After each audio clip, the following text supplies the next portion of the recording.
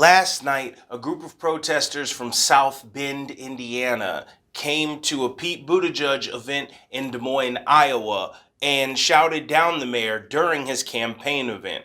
They were escorted out while patrons chanted "Booed Edge Edge" mixed in with chants of USA. I sat down with those folks last night after the protest to discuss why they came after the mayor.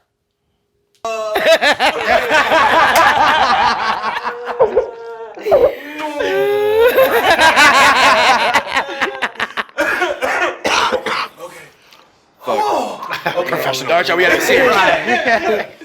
No. We're going to keep all this black joy. Don't worry about it. Black people could be mad. They're going to get this black joy today. I know that. Lord of mercy. But, so, you guys just protested. Like, we're literally a couple hours outside of the event where y'all crashed Pete Buttigieg's event. Yeah.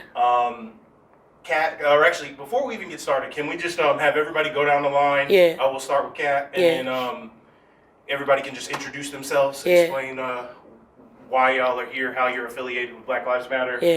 Yeah. I'm Kat. I'm with Black Lives Matter, and I'm affiliated with Black Lives Matter. In South Bend? In South Bend. All right, and you are the lead organizer of everybody here, or?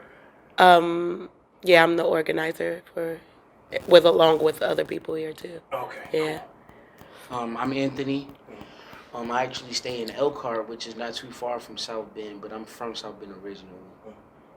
My name is Chris. I'm also a member of Black Lives Matter South Bend.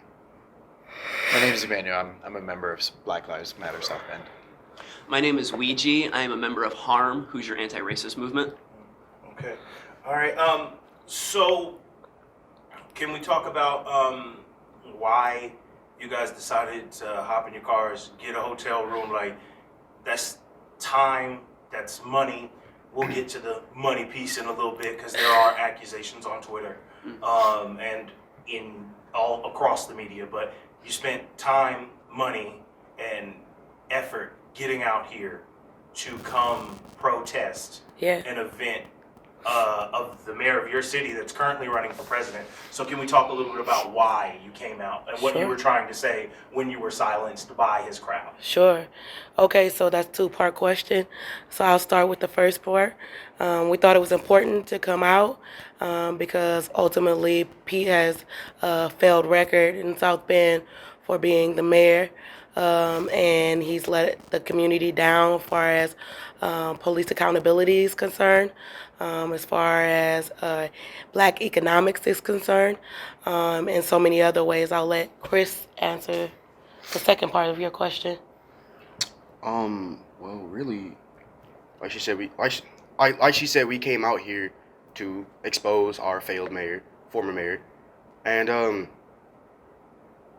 So what makes you say he's your failed mayor? Okay. What did he fail at? What did he fail at?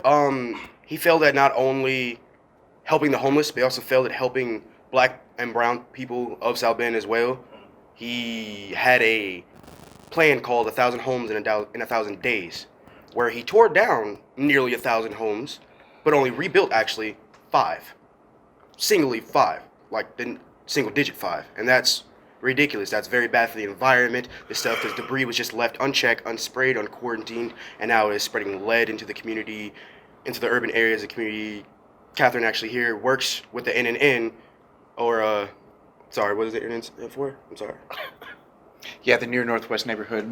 But something I was also thinking of too is he has this sort of 80s sort of trickle down economic ideology of what a community can be. So you look at the community of South Bend, there's a lot of investment in stuff downtown, a lot of buildings going up, a lot of new multiple story housing units, trying to get in a lot of technology jobs. But if you look at a community like South Bend, it's where it is its strongest is within its neighborhoods. Now, what his ideology was, if we can build up the strong community center, it's going to trickle down to all the neighborhoods.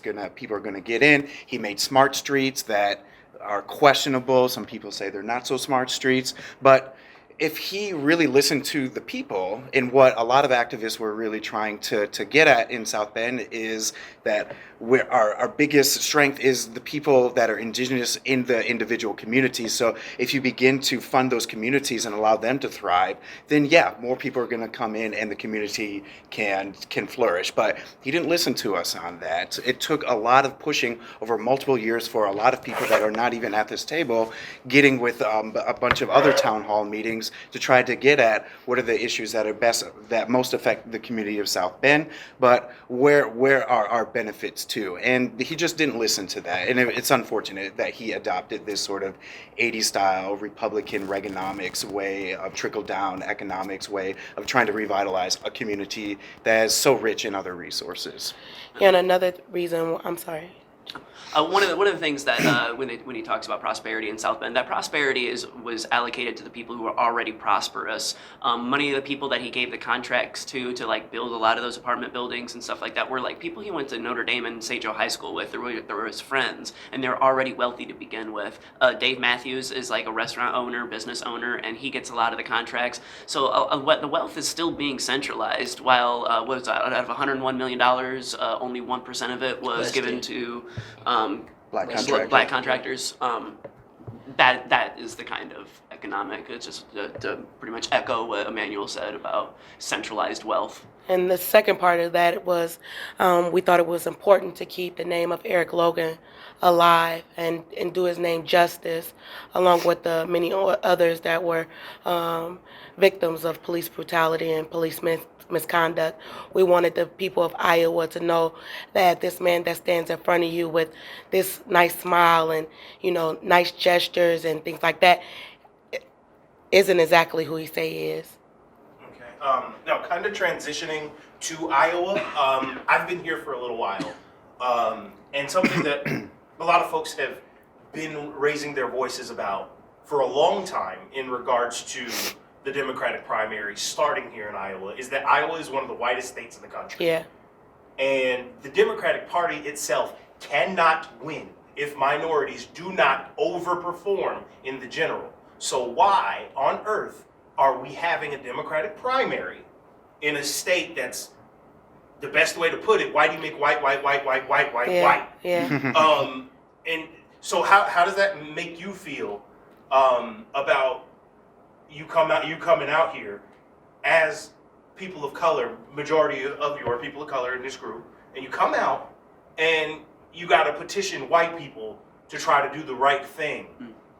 And then you turn around and they chant boot edge and mixed in with USA over you. Well, I don't think that was actually unanimous. I think that a lot of the Iowa residents really received us very well. Ultimately, we know that there's always going to be supremacy, and that's what that boils down to, that supremacy is still alive and obviously well, even though they were chanting that they couldn't drown us out. So we were still impactful. What they tried to do didn't work. So, yeah.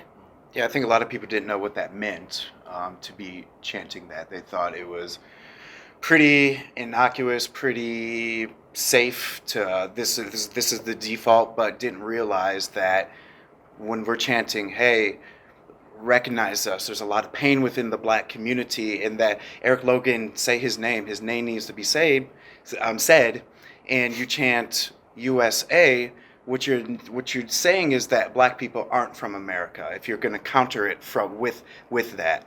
And that is, it hurts my heart, because the reason that we came out here, I believe, is because Iowa is very white, and that's okay.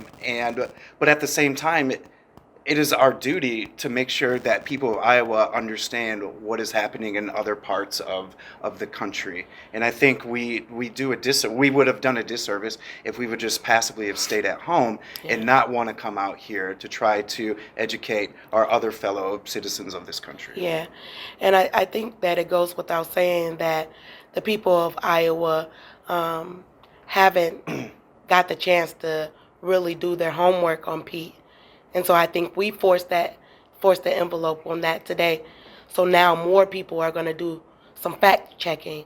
You know, I really believe that we kind of swayed the minds. You know, they think that, you know, this polished, well-spoken, educated, you know, white man is their future president. But I think a lot of them today realize that there's some real problems in South Bend, and maybe we should do our homework before we give him our vote.